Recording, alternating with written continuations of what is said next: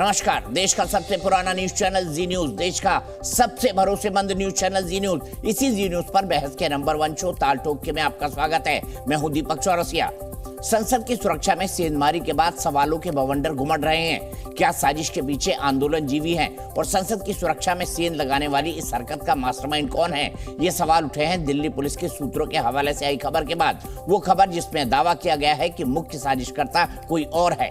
Delhi police के इन दावों के पीछे है पकड़े गए आरोपियों की प्रोफाइल हिस्ट्री, जिनमें से एक नीलम आजाद का आंदोलनों से भरा लंबा इतिहास है। वो किसान आंदोलन से लेकर तमाम आंदोलनों का हिस्सा रह चुकी है और खुद अपने आप को आंदोलन जीवी कहती है। इसी तरह बाकी आरोपियों के इतिहास में भी पुलिस साजिश के तार खंगाल रही है। क्या है कल संसद में हुई घुसपैठ का पूरा सच? उसको जानने के लिए दिल्ली पुलिस अब से कुछ देर में दिल्ली की पटियाला कोर्ट में आरोपियों को पेश कर उनकी रिमांड मांगेगी, ताकि ये पता लग सके कि इसके पीछे कोई साजिश है या फिर कुछ और। इन सब के बीच संसद में हुई इस घुसपैठ पर सियासत भी फुल रफ्तार पर दौड़ रही है। कल से लेकर आज तक विपक्ष संसद में हुई चूक पर सरकार को घेरने में जुटा है। इसमें सुरक्षा में लापरवाही तो बड़ा मुद्दा है ही, उसके सहारे संसद के नए भवन पर भी निशाना साधा जा रहा है। आज इसी कोशिश में संसद में विपक्ष ने जब हंगामा किया तो लोकसभा से लेकर राज्यसभा तक विपक्ष के सांसदों पर निलंबन की गाज गिरी। इनमें राज्यसभा में टीएमसी के सांसद डेरेक ओब्रायन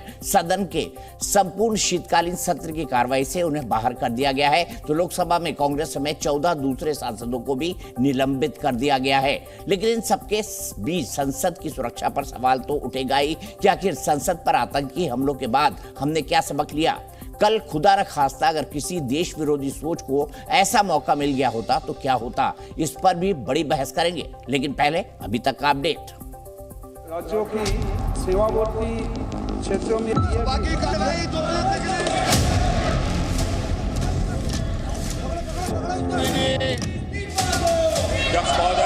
उत्तर सभा पटल पर रखा हुआ है। ऐसे व्यक्ति को पास न दिया जाए जो जाकर इस प्रकार की अराजक की स्थिति संसद भवन के अंदर पैदा कर दे।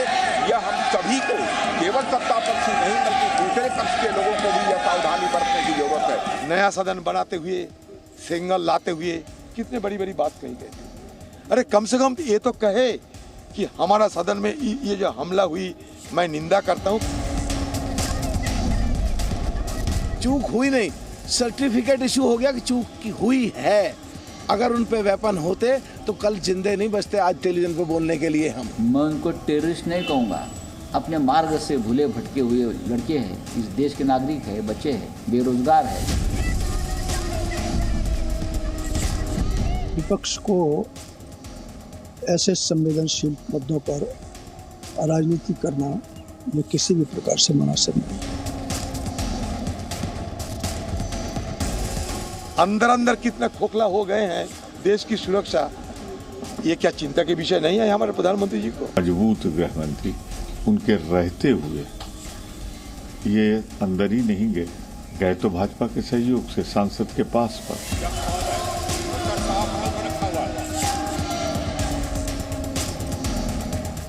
कोई एमपी अपनी सिफारिश में 100 आदमियों को ले जाता है, कोई 50 को ले जाता है और कोई 2 को भी नहीं ले जा पा रहा है। ये स्थिति लोकसभा के अंदर है और उसी का परिणाम हमें भुगतना पड़ा। 3 सिक्योरिटी रिंग्स पास करने के बावजूद, एक्सरे मशीन पास करने के बावजूद भी ये इंसिडेंट सामने आता है। इनकी जिम्मेदारी केंद्र सरकार की है। हुआ मित्रा तो उनको जिस तरीके से सस्पेंड किया गया, ये लोग उनके संबंध में 100% कहीं ना कहीं अटैच्ड होंगे, तो ये इंक्वायरी जरूर होनी चाहिए और ये सभी पे देशद्रोह भी लागू होना चाहिए। कि किसी न किसी ने तो अगुवाई करना थी। उन 5 को मैं इस बात के लिए धन्यवाद देता हूं कि आपने सही कॉज के लिए अपना प्रतिरोध किया। कल की जिम्मेदारी कौन लेगा? कैनिस्टर में अगर बायोलॉजिकल वेपन ले आते, कोई जहरीली गैस ले आते, तो आज हम खड़े होकर के यहाँ आपसे बात नहीं कर रहे होते। विपक्ष के जिम्मे कोई काम तो है नहीं, वो तो सिर्फ बयानबाजी के अलावा कोई काम नहीं है।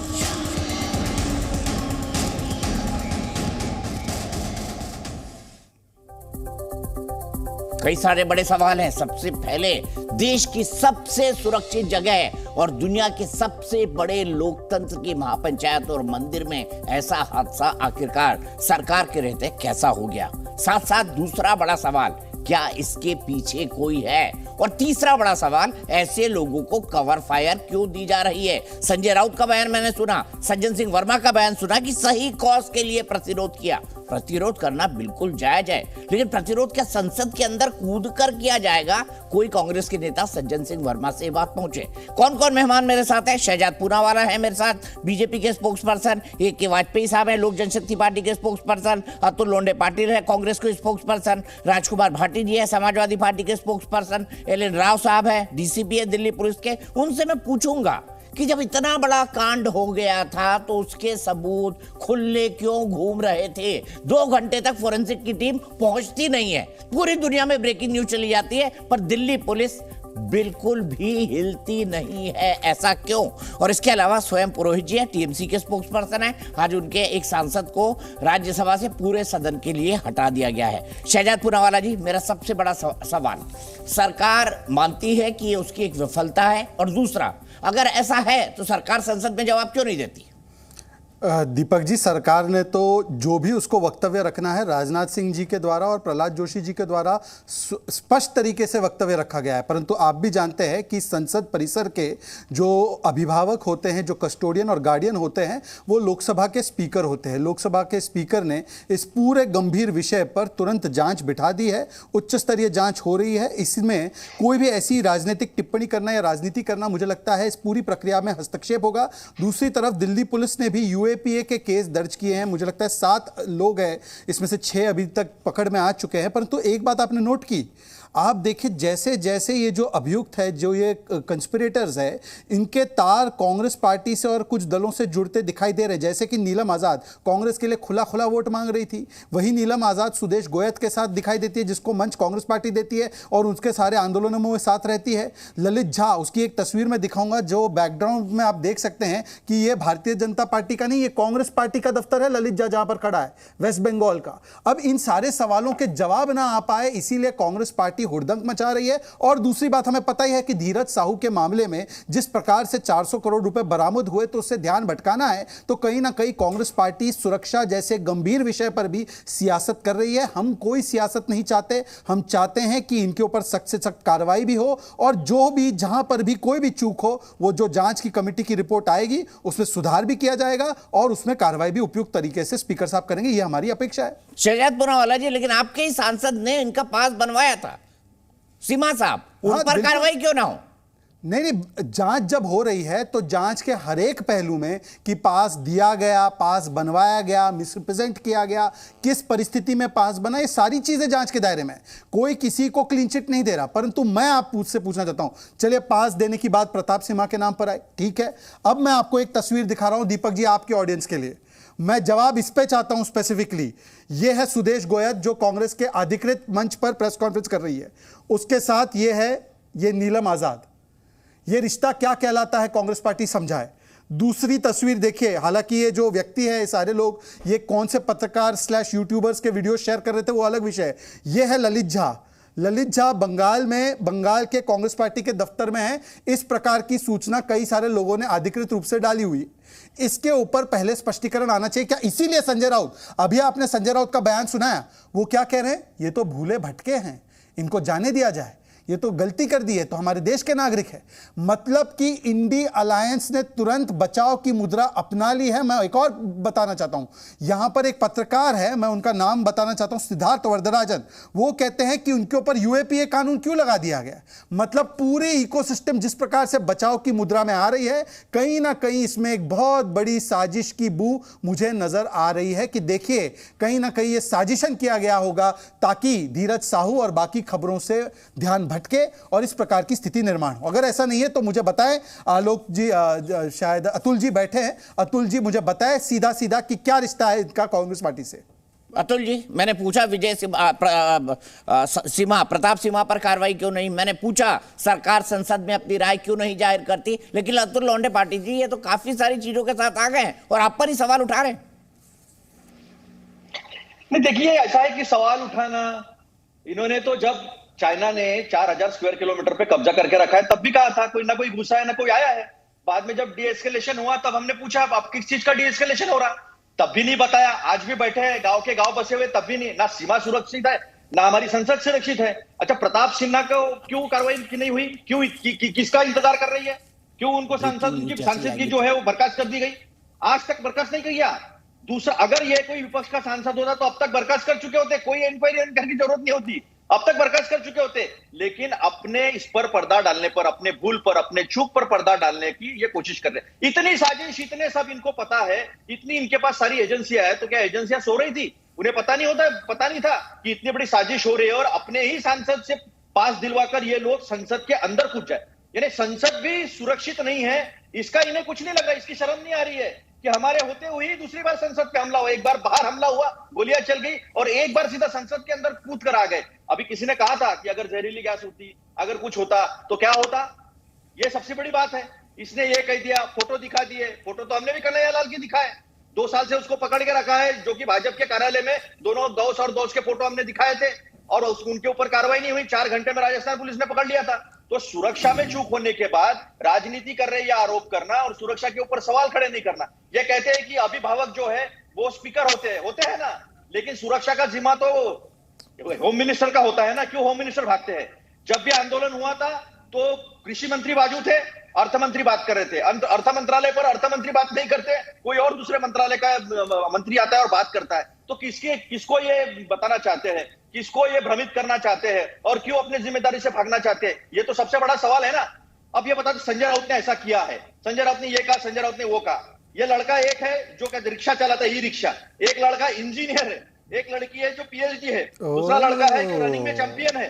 और ये लड़के जो है, ये लड़के आते हैं, इनके ऊपर कार्रवाई होनी चाहिए, कोई कार्रवाई से मना ही नहीं कर रहा है। लेकिन ये बात, अगर बेरोजगारी बढ़ रही है, बेरोजगारी को आप जिस तरह से आपने सारी संस्थाओं को कब्जा करके रखा है और सारा लोगों का विश्वास जो खोया है इन्होंने, क्योंकि सारी संस्थाओं पे कब्जा किया है। आज भी इनके ऊपर ठीक है, अतुल भाई रिपीट कर रहे हैं, अब आप रिपीट कर रहे हैं। मेरा सीधा सवाल शहजाद पूनावाला से, अतुल भाई अब आप रिपीट कर रहे हैं। शहजाद पूनावाला जी, मेरा सीधा सवाल, आज हम कह रहे हैं कि आज हम दुनिया का सबसे बड़ा लोकतंत्र है, एक मजबूत लोकतंत्र है, बढ़ती हुई इकोनॉमी है, और अपनी संसद को सुरक्षित न रख पाए। शहजाद भाई, ये क्या हुआ? ये तो गलत नैरेटिव हुआ, ये गलत विमर्श हुआ कि हम अपनी संसद को सुरक्षित नहीं रख पाए।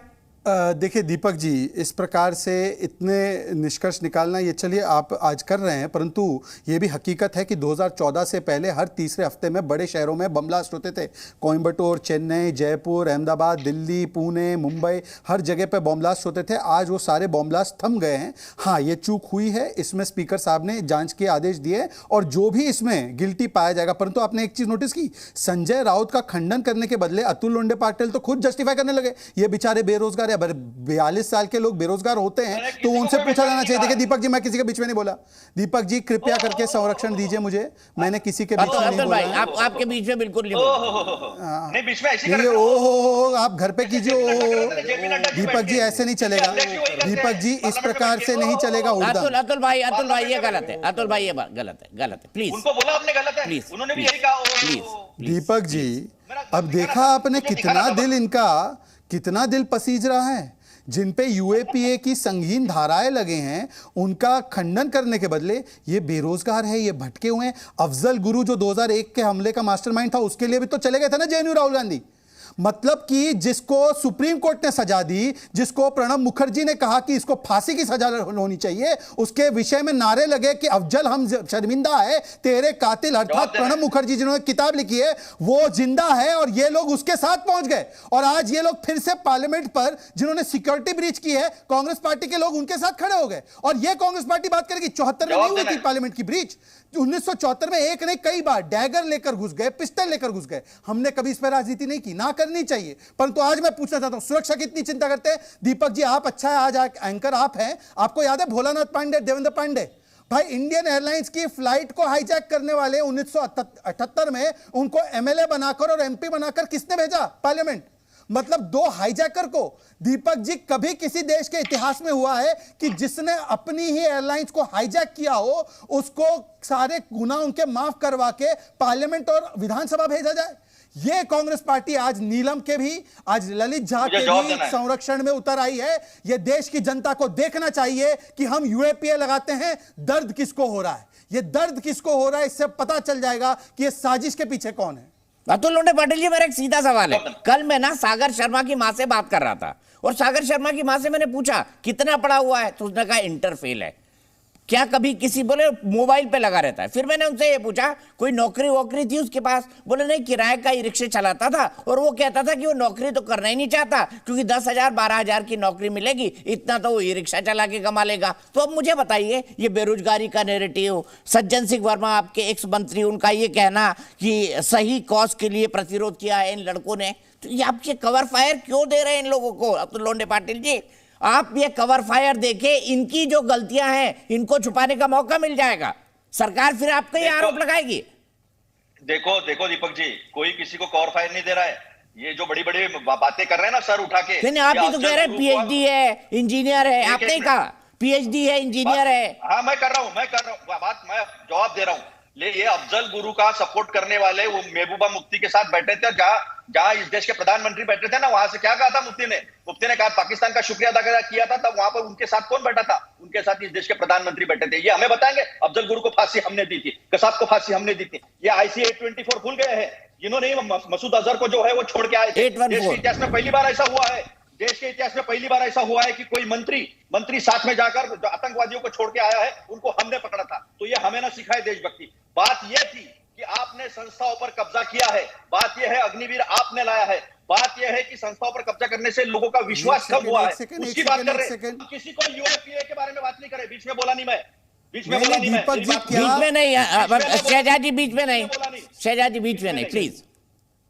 बात यह है कि सारी संस्थाओं पर आपने कब्जा किया है, उसको डॉज देने के लिए आप ये बात मत कीजिए। हमने यूएपीए पे बात नहीं की, लगाओ आप यूएपीए लगाओ, जो गलती की है उसकी सजा होनी चाहिए, क्योंकि ये संसद की सुरक्षा का मामला है और संसद की सुरक्षा 2 बार आपके इसमें ब्रीच हुई है। एक बार तो पूरा जो आतंकवादी है जो संसद तक घुस गए थे, आज लोग संसद के अंदर तक घुस गए हैं, देश की सीमाएं सुरक्षा नहीं है और मुंह उठा के आप बात करते हैं और सारा बात क्या, कांग्रेस ने ऐसा क्या, कांग्रेस ने वैसा क्या। अरे सत्ता में आप हो ना, आतंकवादियों को आप छोड़ते हो, मंत्री आपका छोड़ के आता है, अफजल गुरु का वाहवाही करने वालों से आप सत्ता में जाके बैठते हो, वहां से प्रधानमंत्री बात करते हैं और आप हमें बता रहे हो अपनी चूक कबूल नहीं करते।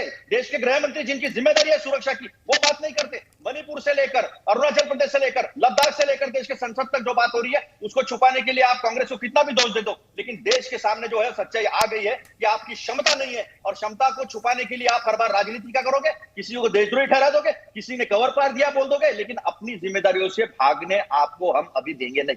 आपको जिम्मेदारी से जवाब देना पड़ेगा, सुरक्षा में कहां चूक हुई वो बताना पड़ेगा और देश के गृह मंत्री को भी बताना पड़ेगा। ठीक है अतुल लोंढे पाटिल जी, सिर्फ एक रिक्वेस्ट करूंगा आपसे, आप थोड़ा उत्तेजित मत होइए, थोड़ा आराम से बोलिए। आप स्काइप पे जुड़े हुए हैं, जैसे ही आप तेज आवाज में बोलते हैं वैसे आपकी आवाज कट जाती है। मैं टेक्निकल बात समझा रहा हूँ, बात कर रहा हूँ ना आराम से बात करता हूं। अरे सर, आपने जितने बार टेक्निकल बात समझाई मैंने बाद में चेक किया, ठीक ही था।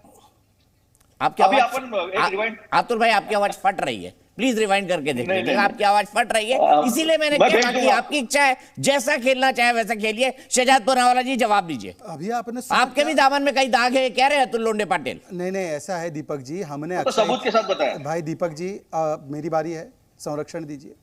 दीपक जी मुझे लगता है कि अक्साई चीन और पीओके देने का दुष्कर्म हमने नहीं किया, कच्चा तीवू को दे देना श्रीलंका को, ये काम हमने नहीं किया। हाँ पर मैं सवाल पूछना चाहता हूँ, देखिए दीपक जी आप कहाँ से इंटरप्शन हो रहा है, जरा ये इंटरप्शन का सोर्स देखिए, ये सिंगल सोर्स ऑफ इंटरप्शन कौन कर रहा है। एक मिनट दीपक जी आप देखिए। अतुल भाई हम पार्लियामेंट पे हुई चूक को डिस्कस कर रहे हैं अभी, प्लीज अतुल भाई, हम पार्लियामेंट पे हुई चूक को डिस्कस कर रहे हैं, हिस्ट्री में ना जाए बेहतर है, आज पर रहे बेहतर है। शहजाद पुनावाला जी आपके लिए भी सुझाव है। दीपक जी मैं इंटरप्ट करता हूं तो आग बबूला हो जाते हैं, वो तो लगातार मेरे बीच में इंटरप्ट करते हैं। मुझे लगता है मैं तो स्टूडियो में बैठा हूं फिर भी मैं गलत फायदा नहीं उठा रहा हूं, परंतु देखिए एक सीमा होती है, फिर मुझे भी इख्तियार करना पड़ेगा यही तरीका। देखिए दीपक जी अभी आपने सुना 10-15 सेकंड पहले उन्होंने क्या कहा, उन्होंने तो पूरा जायजीकरण कर दिया। अरे ये बेचारे लोग, ये बेरोजगार है, ये लोग देखे ना, ये अग्निवीर स्कीम ले आए और आपने ये कर दिया है वो कर दिया है, मतलब कि जायज ठहरा दिया और कहा कि देशद्रोही क्यों साबित कर रहे हैं उनको। अरे भाई ये देशद्रोही के श्रेणी में नहीं आता क्या, ये यूएपीए के श्रेणी में नहीं आता। मतलब कि संजय राउत ने जो कहा है, अतुल लोंढे पाटिल आज संजय राउत को पूरा डिफेंड कर रहे हैं, वरना वो अतुल लोंढे पाटिल संजय राउत को कंडेम करे। पहली बात दीपक जी बहुत इंटरप्शन हो रहा है। दीपक जी ये लगातार आपने उनको सिंगल विंडो पे लिया है, अब मैं डबल विंडो में में हूँ और वो इंटरप्ट किए जा रहे हैं, और ये जी के पीसीआर का विशेष लगाव है मेरी तरफ। पाटिल साहब इसका जवाब जी के पीसीआर का विशेष लगाव है मेरी तरफ। हर बार मुझे 2 विंडो में, उनको 1 विंडो में रखते हैं। बता दीजिए भाई साहब, क्या मेरी आपसे समस्या है? अब दूसरी बात, 1 विंडो में रखिए, लेकिन ये जो झूठ बोल रहे हैं, अरे भाई आप 1 विंडो में भी आप चीखते रहते हैं ना, आप चुप हो जाइए, मेरी बात बोलिए। कम से कम मेरा प्रोड्यूसर मत बनिए प्लीज। अच्छा दीपक जी, मेरे बोलने में तो 5 सेकंड में इंटरप्शन होता है भाई साहब। मैं उनको रोक रहा हूँ भाई, मैं उनको रोक रहा हूँ। देखिए दीपक पुरोहित जी और राजकुमार भाटी जी, अतुल लोंढे पाटिल जी, अब मैं इंडिया गठबंधन के बात नहीं दीपक जी, मेरी बात पूरी नहीं हुई है, मेरी बात पूरी हो जानी है। जवाब देना है मुझे दीपक जी, मेरी बात पूरी नहीं हुई, ऐसे स्वयं पुरोहित जी, राजकुमार भाटी जी, दीपक जी मेरी बात पूरी हो जाने दीजिए। शहजाद पुरावाला, पहले अपनी बात पूरी करिए। दीपक जी, मैं केवल एक सवाल का जवाब चाहता हूं। ये है सुदेश गोयत, कांग्रेस की अधिकृत वो आंदोलनजीवी है। अधिकृत आंदोलनजीवी के साथ एक और आंदोलनजीवी नीलम। कांग्रेस ये रिश्ता समझाए ना।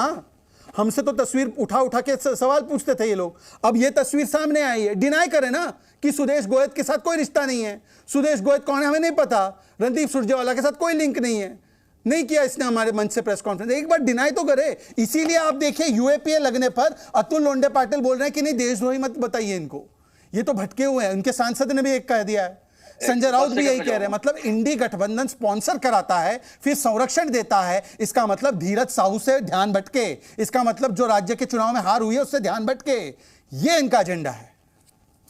अतुल लोंढे पाटिल जी 10 सेकंड का जवाब, फिर मैं स्वयं पुरोहित जी के पास जाऊंगा। एक तो पहली बात, ये झूठ बोलने से बाज नहीं आते शहजाद जी ने कहा कि मैंने उनका यूएपीए में संरक्षण किया। मैंने कहा यूएपीए लगाया, हमारी कोई ऑब्जेक्शन नहीं है, पूरी इंक्वायरी होनी चाहिए, ये गलत काम हुआ है। ये पहला इनका झूठ।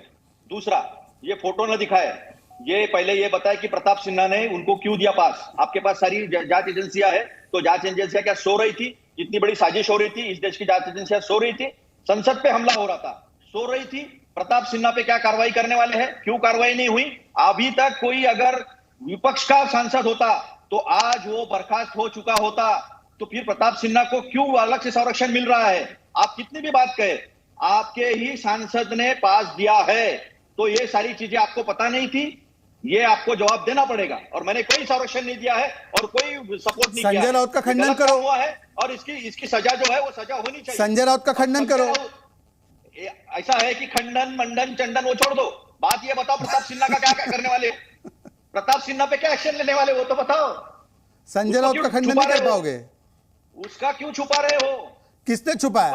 जांच के दायरे में सब है, किसी को कोई नहीं छुपा रहा। आप बताइए कि आपका रिश्ता क्या है नीलम के साथ, आपका रिश्ता ललित झा के साथ क्या है? कोई रिश्ता, कोई सवाल नहीं है। आपका अच्छा एजेंसी सोई थी, इंटेलिजेंस सोया था, कोई संबंध नहीं है। ठीक है, मैं सीधे वाजपेयी जी के पास चलता हूँ। वाजपेयी जी भी एक वरिष्ठ वकील है। वाजपेयी जी बताइए, अतुल लोंढे जी पाटिल जो कह रहे हैं सहमत है आप उनसे? और फिर मैं स्वयं पुरोहित और राजकुमार भाटी जी के पास जाऊंगा, फिर शहजाद से जवाब लूंगा। प्रताप सिन्हा पर कार्रवाई क्यों नहीं, ये बताइए। वाजपेयी साहब बताइए, प्रताप सिन्हा पर कार्रवाई अतुल लोंढे पाटिल जी कह रहे हैं क्यों नहीं? कार्रवाई होगी, क्यों नहीं होगी? ये निश्चित तरह कार्रवाई जरूर होगी। अगर कहीं किसी तरह की इन्वॉल्वमेंट मानी होगी या किसी तरह का कहीं भी जरा सा भी लिंक होगा, चाहे कॉन्स्पिरेसी में हो, चाहे प्लानिंग में हो, चाहे किसी तरीके से हो, तो कार्रवाई पुलिस भी करेगी और कार्रवाई बीजेपी भी करेगी, कोई उसमें दिक्कत नहीं। लेकिन हम ये देख रहे हैं 15-20 मिनट से कि पाटिल साहब तो कोरी राजनीति कर रहे हैं। भाई इतना गंभीर विषय है, ये सांसदों की सुरक्षा का विषय है, इसमें इनको ये करना चाहिए था कि कोई कमेटी बनवा के कुछ सजेशन देते, कोई स्पीकर से मीटिंग करके उसको बताते कि भाई इसके लिए क्या क्या होना चाहिए। ये तो खिंचाई पे लग गए, मतलब ये तो कोई राजनीति, संसद नहीं चलने देंगे और विरोध करेंगे, बड़ा जबरदस्त विरोध। ये विषय तो आपसे भी कनेक्टेड है, सारे सांसद इन्वॉल्व हैं। अगर कहीं खुदा ना खास्ता वो पॉइजनस गैस होती तो क्या हाल बनता, उसकी गंभीरता को समझना होगा। राजनीति के बड़े मौके हैं आपके पास, आप ऐसी घटना को आप उससे बेरोजगारी से जोड़ रहे हैं। ये जो बहुत पहले मोदी जी ने अर्बन नक्सल का एक कंसेप्ट दिया था, ये उसी का नतीजा है। ये जो पढ़े लिखे लोग जानबूझकर अपनी योग्यता के अनुसार पर इस तरह के जो वारदातों में शामिल होते हैं, वो एक गंभीर विषय इस देश की खतरा के लिए है और ये उसी का हिस्सा है। अभी 2-3 दिन में जांच होकर सारी चीज निकल के आ जाएगी, दूध का दूध और पानी का पानी हो जाएगा, छोड़ा नहीं जाएगा, बख्शा नहीं जाएगा। चाहे कोई भी हो, किसी तरह का सांसद हो, कोई हो। और दूसरी बात यह है कि सुरक्षा एजेंसियों ने क्या कोताही बरती है इसमें भाई? सुरक्षा एजेंसियां जो देश की सुरक्षा करती हैं वो यहां भी लगी होती हैं, लेकिन ये जांच का विषय है, ये बड़ा संवेदनशील है, इस पे ओपिनियन नहीं रख सकते हम लोग। अभी मजिस्ट्रेट के सामने पेश किया जा रहा है, जितने आरोपी पकड़े गए हैं उसके खिलाफ रिमांड पे लिया जाएगा और सारे तार जहां जहां जुड़े होंगे पूरे नेटवर्क को खंगाल के पकड़ा जाएगा और पार्लियामेंट में तभी स्टेटमेंट दी जाएगी। अब ये विरोध के चक्कर में कह रहे हैं कि पहले स्टेटमेंट दे दो। कैसे स्टेटमेंट दे दी जाएगी जब तक कोई चीज सामने नहीं आएगी? कौन लोग इन्वॉल्व हैं? बाहरी ताकतें इन्वॉल्व हैं, आंतरिक ताकतें इन्वॉल्व हैं। ये बहुत गंभीर विषय है दीपक जी, इसको राजनीति की तरफ ये विपक्षी दल ले जाना चाहते हैं, ये सर्वथा अनुचित है, इस पे इस वक्त कमेंट नहीं करना चाहिए। ठीक है, स्वयं पुरोहित जी बंगाल से भी इसके तार जुड़ रहे हैं, क्या कहेंगे? और वो बंदा कांग्रेस के दफ्तर में शहजाद पूनावाला जी ने फोटो दिखाया, क्या कहना चाहेंगे इस पूरे विषय पे? देखिए शहजाद पूनावाला जी या भारतीय जनता पार्टी के लोग कैसे भी आप तार किसी से भी जोड़िए, मगर अभी सरकार ने अपनी विफलताओं को मान लिया है। सरकार विफल हो चुकी है पूरी तरह से। जो बड़ी बड़ी बात करते थे कि परिंदा भी पर नहीं मार पाएगा, और सबसे बड़ी बात देखिए, आश्चर्य की बात कि ये विपक्षी सांसदों पर तो तुरंत आज सांसदों को निलंबित कर दिया गया है। क्यों निलंबित किया गया है? कि अमित शाह जो देश के गृह मंत्री है उनका बयान मांगा गया। अरे क्या भाई, उनका बयान उनकी जिम्मेदारी नहीं बनती है? प्रताप सिन्हा, उनको तो गिरफ्तार कर लेना चाहिए था, उनके गिरफ्तारी की मांग होनी चाहिए पूरे देश को कि वो आज तक अगर वो विपक्षी पार्टी का सांसद होता जिसने इस कागज पे सही किया होता, अगर वो तृणमूल कांग्रेस का सांसद होता तो आज तक आप देशद्रोही तक करार कर देते। मगर भारतीय जनता पार्टी के प्रवक्ता बैठ करके उनको राष्ट्रद्रोही का अपना सिंबल लगाना जरूरी है, वो इस चीज को उठा करके नहीं रख रहे हैं। देखिए देश के अंदर में अभी जो माहौल है नफरत, आज कोई मुस्लिम के अगेंस्ट में, दानिश अली के अगेंस्ट में जिस तरह से रमेश बदूरी ने किया, आज तक संसदीय कार्रवाई उनके खिलाफ नहीं हुई। मगर आज हमारे संसद के अंदर में इस तरह की बात होती है। अगर हम सवाल करना चाहते हैं, सवाल किससे करेंगे? जो सरकार में है, जो सत्ता में है। क्या विपक्ष में भारतीय जनता पार्टी फिर कभी नहीं बैठेगी? क्या यह कभी सवाल नहीं करेगी देश के अंदर में सरकार से? क्या पश्चिम बंगाल में भारतीय जनता पार्टी के नेता सरकार से सवाल नहीं करते हैं? सवाल करने का अधिकार लोकतंत्र में है। जनता की आवाज हम लोग उठाते हैं। अगर जनता की आवाज को इस तरह से दबाना है तो आप दबाते रहिए। आने वाले और 3 महीने का समय है। 3 महीने के बाद में जब आप लोग जनता के सामने जाएंगे, लोकतंत्र में उखाड़ के फेंक देगी आपकी ये तानाशाही की सरकार है। ये तानाशाही के तो विरोध है। देखिए वो जो लड़के गए वो तरीका 100% गलत था। मगर प्रताप सिन्हा जिसने उनको बिना जाने पहचाने अंदर जाने का परमिशन दिया, उनको परमिट दिया, सही किया, वो बाहर घूम रहा है। आप यूरोपा लगा रहे हैं। उसने पैसे लेके किए हैं, क्या किए हैं, कौन से गठबंधन से जुड़ा हुआ है, क्या साजिश रची गई है? सबसे पहले गिरफ्तारी मैं बोलूंगा इसके अंदर में राष्ट्रपति को डायरेक्ट, इसमें सरकार तो मिली हुई है इनके साथ में। सरकार का तो डायरेक्ट एलिगेशन आ रहा है कि सरकार के जो एमपी है वो खुद इनके साथ में मिले हुए हैं। यह आरोप दिखा रहे हैं बंगाल कांग्रेस, ये सब घुमाने की बात कर रहे हैं। ये जो हाकिम का फैसला आ रहा है, गृह मंत्री क्यों नहीं बयान देंगे? क्यों राजनाथ सिंह जी बयान देने जाएंगे? अरे देश के प्रधानमंत्री है, देश के गृह मंत्री है, उनकी जिम्मेदारी है। नया संसद भवन आपने बनाया, आगे बढ़ करके पूजा करने गए, और आज उस संसद भवन के अंदर में हमारे सीनियर नेता, कल सुदीप बंदोपाध्याय जैसे वरिष्ठ नेता लोग हैं, वो लोग अगर वहां जाकर के अगर अपनी बात रखते हैं, बंगाल के साथ बंगाल की मांग करते हैं, बंगाल का बकाया पैसे की मांग करते हैं, उनको बर्खास्त कर दिया जाता है। महुआ मोइत्रा को सुनवाई तक नहीं की गई, उन्हें बर्खास्त कर दिया गया। मगर आज तक रमेश बिधूड़ी के खिलाफ आपने एक भी संज्ञान नहीं लिया। आप उनको डेट देते हैं, वो चुनाव प्रचार में लगे। ठीक है शहजाद पूनावाला जी, जवाब आपका। प्रताप सिन्हा पर कार्रवाई क्यों नहीं, उनकी गिरफ्तारी क्यों नहीं, ये सवाल उठा रहे स्वयं पुरोहित। देखिए, एक तो मैं बता दूं कि उन्होंने कहा कि होम मिनिस्टर स्टेटमेंट क्यों नहीं कर रहे हैं। मुझे बता दीजिए, 1974 में पिस्टल और डैगर ले गए थे, तब होम मिनिस्टर का स्टेटमेंट का कोई प्रेसिडेंट है क्या? अगर है तो बता दीजिए उस समय कौन से होम मिनिस्टर ने स्टेटमेंट किया था। आज तो न केवल पार्लियामेंट्री अफेयर्स मिनिस्टर ने स्टेटमेंट किया। आप देखिए बीच में दीपक जी बताइए, मैंने इनकी सारी बातें सुनी, मेरी बातों के फ्लो को बार-बार तोड़ा जाता है। ये क्या तरीका है? This is not the way to debate. नहीं, आपकी बात डिबेट करने का तरीका नहीं है। स्वयं पुरोहित, आप स्वयं ही डिबेट कर लो अपने आप से। आप अपने आप के लिए काफी है, स्वयं ही करते रहो। दीपक जी, ये तो बड़ा अन्यायपूर्ण तरीका है कि मैं 4-4 मिनट इनकी बातें सुनूं, मैं जवाब दूं, मेरा आधा समय इनको चुप कराने में चला जाए। स्वयं जी रुक जाइए प्लीज। स्वयं जी संयम रखिए। स्वयं जी इनसे पूछे प्रताप सिन्हा की गिरफ्तारी क्यों नहीं हुई? जवाब दीजिए शहजाद पुनावाला। दीपक जी, मैं ऐसे जवाब नहीं दूंगा। अगर आप मुझे पूरा मौका देंगे संरक्षण के साथ तो मैं जवाब दूंगा। मैं 4 मिनट की बातें सुनूं और फिर मेरे 10 सेकंड में इंटरप्ट हो, ये तरीका नहीं है। भाटिया जी, तो लोंडे पाटिल जी, वाजपेयी जी, कोई बीच में नहीं बोलेगा। शहजाद पुनावाला जी बोलिए, इससे वैसे ही टाइम बर्बाद होता है। हाँ, मुझे एक बात बताइए, टीएमसी की तरफ से क्या लिखित में कोई भी नोटिस दिया गया है क्या इस मेंबर ऑफ पार्लियामेंट के खिलाफ एथिक्स कमेटी का एक्शन के लिए भी? ये भी नहीं दिया, बोले गिरफ्तारी कर दो। स्पीकर ने तो कहा है कि पूरी जांच होगी।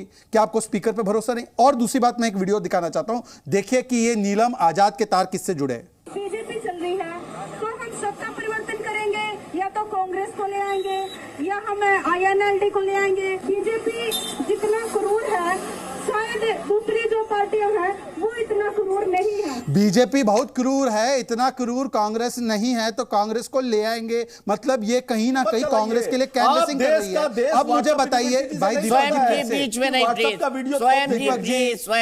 स्वयं जी आप लगातार 4 मिनट बोले, मैंने आपको ये नहीं रोका, शहजाद जी ने नहीं रोका। परमिशन दे रहे हैं, ये कौन सा Deepak ji, this is not the way. Audience का लिंक टूट जाता है इसमें, और हमारे भी बोलने का लिंक टूट जाता है। व्हाट्सएप पे आया हुआ वीडियो दीपक जी ऐसे नहीं चलेगा। दीपक जी, ये नहीं तरीका ठीक है। मैं जब तक आप मुझे पूरा संरक्षण नहीं देंगे मैं नहीं बोलूंगा अपनी बात। Thank you. स्वयं पुरोहित जी, संयम रखिए। स्वयं जी संयम रखिए, मैं पूरा मौका दूंगा। ऐसे में बहस पूरी डिरेल हो जाती है। मैं पूरा मौका देता हूं सबको। दीपक जी, ये जो वीडियो नहीं, एक मिनट 10 सेकंड। दीपक जी, इस प्रकार से डिबेट नहीं हो सकती। माफी चाहता हूं यदि आपका पीसीआर मुझसे इतना अन्याय करता रहेगा।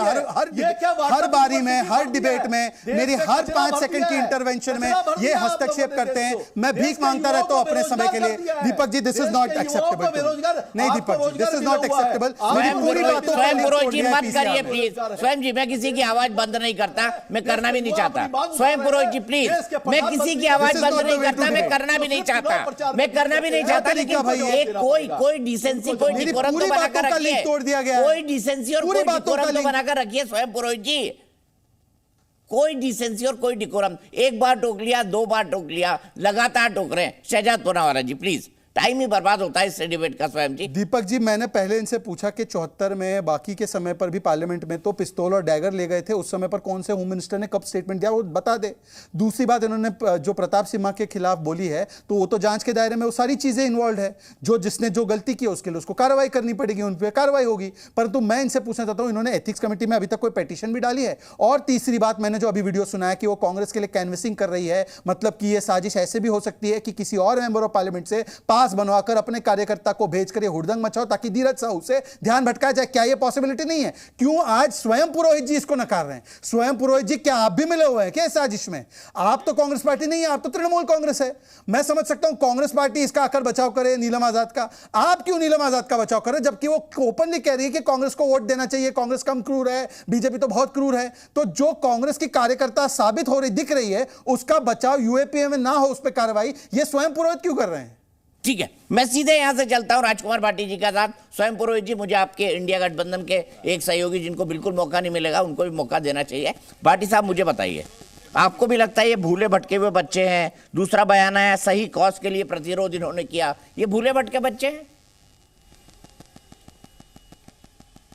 नहीं दीपक जी, ये जो हम इतने गंभीर विषयों पर चैनलों पर फैसला करना चाहते हैं और प्रवक्ताओं से नहीं, हम कोई फैसला नहीं कर रहे सर, मैं तो राय पूछ रहा हूँ आपकी। पुलिस अधिकारी का हम कौन होते हैं फैसला करने वाले? तो मुझे बोलने दो, आपने इतने देर बाद तो मुझे समय दिया है। अरे सर, आप ही के गठबंधन के सहयोगी हैं, इंडिया वाले जो बोल रहे थे लगातार। नहीं, एक तो आप इनके 5-5 राउंड करा देते हो बीजेपी कांग्रेस के, तब तो दूसरे लोगों की ओर आते हो, ये अन्याय है। इनके 2-2 राउंड ही पर्याप्त हैं, 2-2 राउंड करा दिया करो, फिर हमारी तरफ आ जाए करो। ठीक है सर, लेकिन चलो जो आपका अगली बार साइकिल पर ही बैठेंगे हम, उस पर हमें कोई आपत्ति नहीं है। अगली बार साइकिल पर ही बैठेंगे। लेकिन मैं ये कहना चाहता हूँ दीपक जी, आप कतई गंभीर होकर नहीं बैठते हैं, कम से कम हमारे प्रति तो नहीं हमारे प्रति बहुत गंभीर विषय है। मैं थोड़ा लाइट करना चाहता था, मैं कुछ नहीं बोल रहा हूँ। नहीं, हमें अपमानजनक लगता है जब आप इतनी हल्की टिप्पणियां करते हो। नहीं, मैं कभी हल्की मेरा किसी का अपमान का कोई इरादा नहीं है राजकुमार भाई। नहीं, लेकिन आप हर डिबेट में करते हो, हर डिबेट। मैं माफी मांगता हूँ हाथ जोड़ के, और क्या करूँ बताइए? हाथ जोड़ के माफी मांग रहा हूँ राजकुमार भाटी। नहीं चलो खैर, मैं इसे मैं आपका बड़प्पन कहता हूँ कि कम से कम आप इतने लिबरल तो हैं। चलो, मैं ये कहना चाहता हूँ दीपक जी, बड़ी गंभीरता पूर्वक कि ये इसके 2 पहलू हैं इस घटना के। एक तो ये कि ये संसद की सुरक्षा में चूक हुई है, भारी चूक हुई है। जो लोग स्मोक कैन लेकर संसद के अंदर अगर कोई जा सकता है तो कोई बम भी लेकर जा सकता है, बारूद का बम भी लेकर जा सकता है। तो ये तो संसद की चूक है।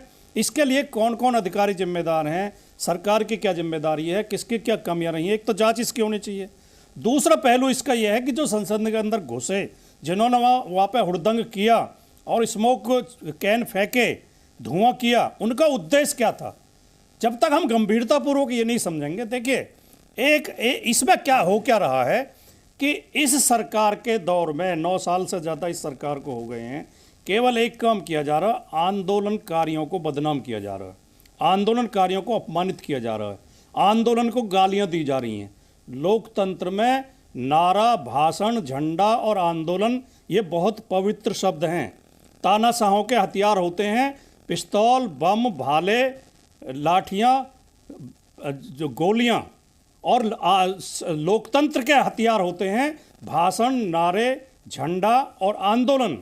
अगर हम आंदोलन का विरोध करते हैं, अगर हम नारे का विरोध करते हैं, अगर हम भाषण का विरोध करते हैं, तो फिर अंदर से हम तानाशाह हैं। फिर हम इस देश में बंदूक का राज कायम करना चाहते हैं, फिर हम इस देश में पिस्तौलों का दौर शुरू करना चाहते हैं, हिंसा का दौर शुरू करना चाहते हैं। अगर लोकतंत्र में आंदोलनकारियों को सम्मान नहीं दिया जाएगा, आंदोलनकारियों की बात सुनी नहीं जाएगी, उनकी समस्याएं समझी नहीं जाएंगी, तो लोकतंत्र कैसे चलेगा। बार बार कह रहे हैं कि इनके संबंध तो किसान आंदोलन से हैं। किसान आंदोलनकारी कोई आतंकवादी थे क्या? वो कोई विदेशी थे? वो कोई अपराधी थे?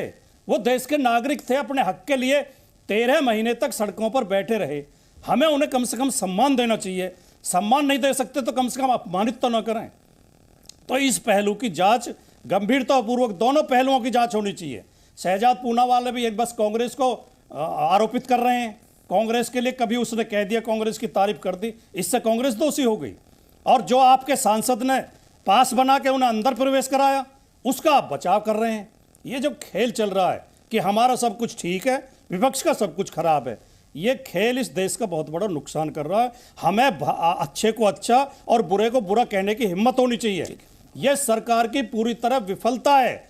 जबकि हम संसद पर हुए जो एक हिंसक हमला हुआ था, उसकी बरसी जिस दिन मना रहे थे, उसी दिन संसद में दूसरी घटना का हो जाना सरकार के पूरी तरह फेल्योर है।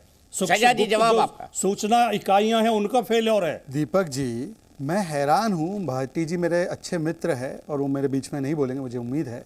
भाटी जी मेरे बहुत अच्छे मित्र हैं और वो हमेशा गंभीर होकर बोलते हैं।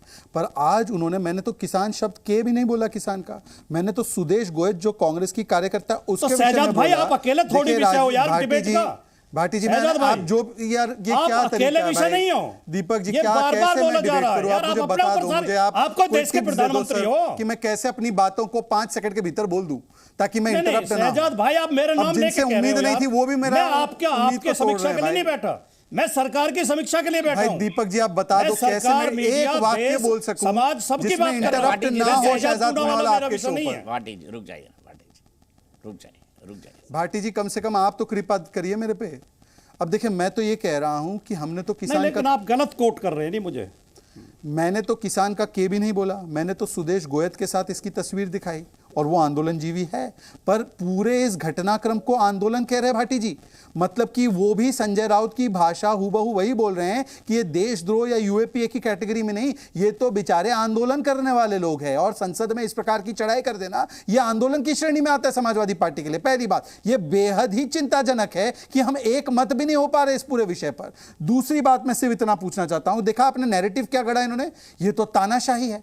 और यही स्लोगन तो लगा रहे थे वो, तानाशाही नहीं चलेगी, और बोल रहे थे संविधान बचाओ। बताइए कि पार्लियामेंट में आकर पार्लियामेंट की सिक्योरिटी को ब्रीच करके ये कह रहे संविधान बचाओ, तानाशाही नहीं चलेगी। और उनके पूरे ओवरग्राउंड वर्कर बनकर कांग्रेस और समाजवादी पार्टी के नेता उनको जायजीकरण कराते हैं। कोई इनका सांसद बोलता है कि ये तो भूले भटके बच्चे हैं, यूएपीए नहीं लगना चाहिए, संजय राउत कहते हैं, और समाजवादी पार्टी के कार्यकर्ता भी, नेता भी यही नैरेटिव देते हैं। इसका मतलब अब समझ में आ रहा है कि पूरे इंडी गठबंधन का यह एजेंडा हो सकता है। इसीलिए कोई भी व्यक्ति आकर सीधे सीधे खंडन नहीं कर रहा है, कहीं ना कहीं जायज ठहरा रहा है इनके कृत्य को। दूसरी बात, मैंने आपसे केवल एक ही सवाल पूछा है कि क्या कांग्रेस पार्टी इस सुदेश गोयल के बारे में बताएगी? क्या कांग्रेस पार्टी कैटेगोरिकली बताएगी ललित झा उनके दफ्तर पे थे या नहीं थे? उसका जवाब कांग्रेस पार्टी क्यों नहीं दे पा रही है 45 मिनट से? ठीक है, मैं आऊंगा सबके पास, लेकिन उससे पहले मैं एल.एन. राव साहब के पास चल रहा हूं। एल.एन. राव साहब पूर्व डीसीपी हैं दिल्ली पुलिस के। राव साहब, मैं एक चीज नहीं समझ पाया, 2 लोगों को पकड़ा जाता है संसद के बाहर से, अंदर क्या हुआ उसमें मैं दिल्ली पुलिस को कोई दोष नहीं देता। 2 लोगों को पकड़ा जाता है बाहर से, पकड़ के पार्लियामेंट स्ट्रीट थाने ले गए, दिल्ली पुलिस का काम खत्म। जो पटाखे उन्होंने वहां फोड़े, वो क्रैकर वहां पड़े हुए हैं, किसी का ध्यान नहीं। और आपके पुलिस के आला अधिकारी मौके पर घंटों, कम से कम घंटों बाद पहुंचते हैं, जो बड़े आला अधिकारी हैं, घंटों बाद दिल्ली पुलिस के। मतलब ये क्या है? पूरे देश में लाइव चल रहा है, लाइव दिखाया जा रहा है, लेकिन दिल्ली पुलिस को होश आया 2.5 घंटे बाद। आपकी गलती नहीं है, लेकिन ये सवाल तो बनता है ना। जी बिल्कुल बनता है दीपक जी, बड़ा सीरियस विषय है। मैं काफ़ी देर से बहस सुन रहा था पॉलिटिकल लोगों की, और इस सीरियस बहस को बहुत पॉलिटिसाइज किया जा रहा है, वो अलग बात है। लेकिन मैं दिल्ली पुलिस की जो जिम्मेवारी है उसके बारे में मैं बताना चाह रहा हूँ। दिल्ली पुलिस की सुरक्षा की जिम्मेवारी संसद के बाहर की होती है, और उसके बाद अंदर में जो हुआ वो नो डाउट हो सकता है, आपके बता रहे हो कि 2-2.5 घंटे नहीं तो नहीं हो सकते, लेकिन कुछ ना कुछ देरी से पहुंचे होंगे, तभी आप 2-2.5 घंटे बता रहे हैं। लेकिन हाँ, अगर वहाँ पहुंचने, let me be too specific, जो संसद के बाहर जिन 2 लोगों को गिरफ्तार किया गया पटाखे फोड़ने के इल्जाम में, वो पटाखे लोग उठा उठा के घूम रहे थे, वहां पर तमाशा लगा हुआ था, और जो फोरेंसिक लोग हैं वो पहुंचे ही नहीं, क्राइम सीन को सिक्योर किया ही नहीं गया। और फोरेंसिक की टीम मैंने देखी 2:30 या 2 बजे के आसपास, 3:30 दीपक जी मैं बड़ा प्रोटोकॉल बता देता हूँ, मैं प्रोटोकॉल समझा देता हूँ कि जब भी कोई ऐसा क्राइम कहीं होता है तो पुलिस की सबसे पहली जिम्मेवारी है उसको सीन ऑफ ऑकरेंस को कॉर्डन ऑफ करे, वहाँ किसी को जाने नहीं देना चाहिए, कोई भी चीज़ जो साक्ष्य के तौर पर है उसको डिस्टर्ब नहीं करना चाहिए, ये पुलिस की जिम्मेवारी थी। इसमें अगर कोई चूक हुई है तो डेफिनेटली मैं मानता हूँ इंक्वायरी जो हो रही है उसमें भी आएगा ये बात कि क्या हुआ, और कोई भी आदमी को किसी को उठाने का भी नहीं है। जैसे मीडिया वाले अगर वहाँ पहुँच गए तो उनकी भी जिम्मेवारी बनती है कि वो किसी भी प्रकार का साक्ष्य जो रखा हुआ है मौके पर उनको उठा कर दिखाना नहीं चाहिए। मैं देख रहा था कल टीवी चैनल पे एक आदमी उसको कैन की, जो प्लास्टिक कैन की बोतल को ऐसे बार बार दिखा रहा है, जूते को बार बार दिखा रहे हैं। ये सब चीज़ें इनको नहीं छेड़ना चाहिए। ये हमारी जो मीडिया के लोग हैं उनकी भी जिम्मेवारी है, और पुलिस की तो गलती है, ये अगर देर से पहुंची है, और इमीडिएटली कॉर्डन ऑफ करना चाहिए था।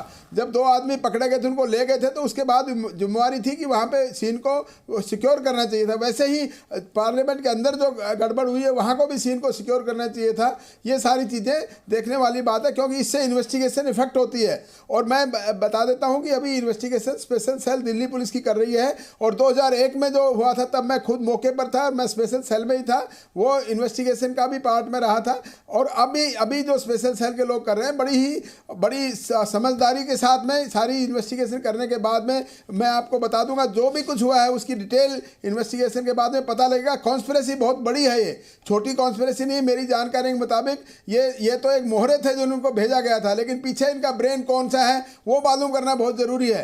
ये जब तक नहीं मालूम होगा ये जब पॉलिटिकल तू मैं चलती रहेगी। और मैं पॉलिटिकल बोसित से मैं ये कहना चाहता हूं कि देश के लिए सभी लोगों को इकट्ठे होकर सुरक्षा की, एक लाइन का सवाल। आपने कहा जो आपकी जानकारी है उसके हिसाब से साजिश बड़ी गहरी थी, ये मोहरे थे, तो क्या ये आप अपनी खुद की जानकारी के आधार पर बोल रहे हैं और पुष्टता के आधार पर बोल रहे हैं? मैं दिल्ली पुलिस के सूत्रों के आधार पर बोल रहा हूँ। इसमें जब आपको पूरी इन्वेस्टिगेशन पता लगेगी तो आज मेरी बात को आप नोट करके रख लेना। ये जो खाली यही आदमी ये नहीं थे, इनके पीछे कौन साजिश करता थे जो कि देश को और पार्लियामेंट को बदनाम करना चाह रहे थे, ये बात सामने आएगी। आप ये आज मेरी बात को आप लिख के रख लेना। अभी जब भी इसका रिजल्ट का आउटकम आएगा या फिर इंक्वायरी की रिपोर्ट आएगी, जो हाई लेवल इंक्वायरी और उसकी रिपोर्ट आएगी, आप बता रहा हूँ मैं आपको, ये कोई बहुत छोटी बात नहीं है। मतलब किसी न किसी कहीं से साजिश की गई है, देश को बदनाम करने की बात की गई है। ये कौन कर रहा है, क्या कर रहा है, ये सारी बातें खुलासे में सामने आएंगी। ठीक है, सॉरी आपसे बहुत लेट आया आपके पास। मैं एक और बात कहना चाहता हूं दीपक टाइम खत्म हो गया, सिर्फ 10 सेकंड के लिए मैं खत्म करना चाह रहा हूं। जी मैं ये कहना चाहूँ कि हमारी सारी पॉलिटिकल पार्टीज को अपने अपने मतभेदों को बुलाकर देश की सुरक्षा की जहाँ बात होती है वहाँ सबको एक मत होना चाहिए। हम देश के सारे नागरिक हैं और इसकी में कोई भी सुरक्षा की जो बात है उसको कहीं भी कोई किसी प्रकार का, यहीं पर रुकना पड़ेगा। राव साहब मुझे यहीं पर रुकना पड़ेगा। सभी का बहुत बहुत शुक्रिया। लोंडे पाटिल साहब मेरे पास वक्त नहीं है, मैंने सबको बराबर वक्त दिया और इंडिया गठबंधन के भी लोगों को बराबर वक्त दिया। जितनी बार मैं एनडीए के पास गया उतनी बार मैं इंडिया के पास गया। Z News.